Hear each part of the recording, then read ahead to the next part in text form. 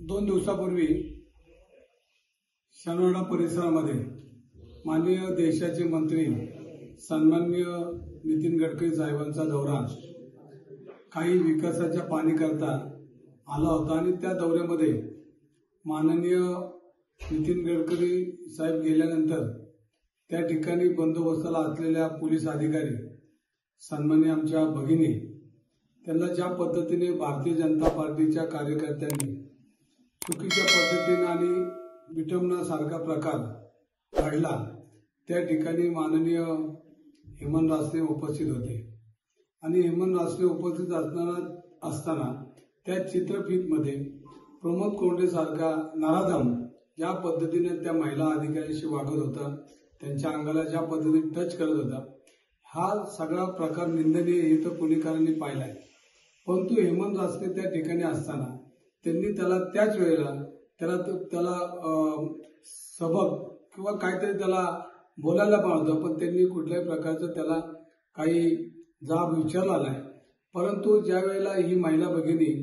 गुन्हा दाखल करायला गेली त्यावेळेला वरिष्ठ पोलीस अधिकारी त्या महिला भगिनीवर दबाव आणत होते आणि ही केस मागे घ्या असे रासने त्यांना वारंवार सांगत होते। परंतु त्या महिला भगिनीचं खरं कौतुक केलं पाहिजे, कुठल्याही दबावाला झुगारून एक पोलीस कर्मचारी पोलिसांचा मान सन्मान वाढवण्याचं काम त्या महिला भगिनींनी केलं। माझी पोलीस कमिशनर साहेबांना विनंती की याच्यामध्ये जे जे दोषी असतील, जे जे पाठीशी घालत होते, मग हेमंत रासने असले तरी हा तपास करून हेमंत रासने सारख्या आमदाराला ज्या पद्धतीनं गुन्हेगार प्रवृत्तीच्या लोकांना महिला भगिनीची छेडछाड करणाऱ्या प्रमोद कोंडे सारख्याला पाठीशी घालत असेल तर ह्याचा सगळा प्रकाराचा तपास करून त्यांच्यावरही ह्या प्रकारामध्ये किंवा ह्या तपासामध्ये त्यांना सहआरोपी करावं, त्यांच्या गुन्हा दाखल करावा। मी माननीय फडणवीस साहेबांना आपल्या माध्यमातून सांगतो, म्हणजे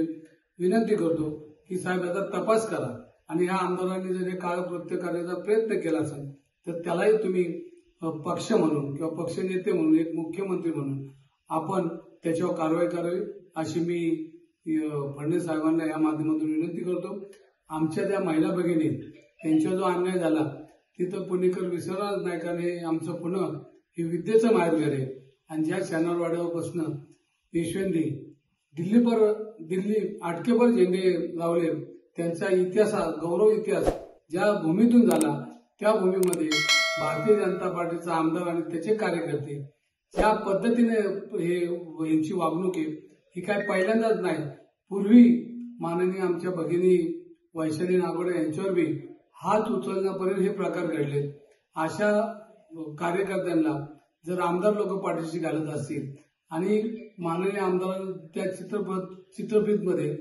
माननीय आमदार तिथे दिसत आहेत आणि हा सगळा प्रकार त्यांच्या समोर होतोय, तरी गप्प का याचं उत्तर त्यांनी दिलं पाहिजे।